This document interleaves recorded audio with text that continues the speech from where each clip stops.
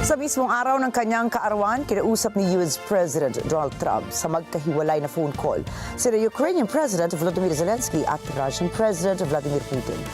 Rosel Ferrer for the news.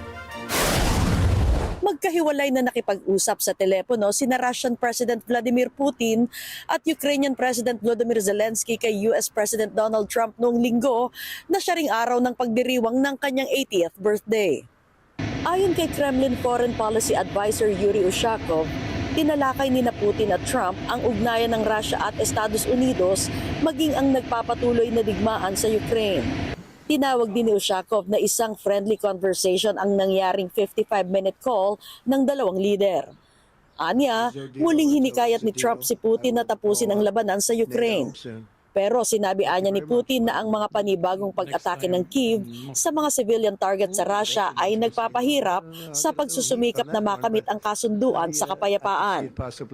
Binigyang diin pa ni Ushakov na sinabi ni Putin na maaaring magtungo sa Moscow si Zelensky kung nais nitong makipagpulong sa kanya.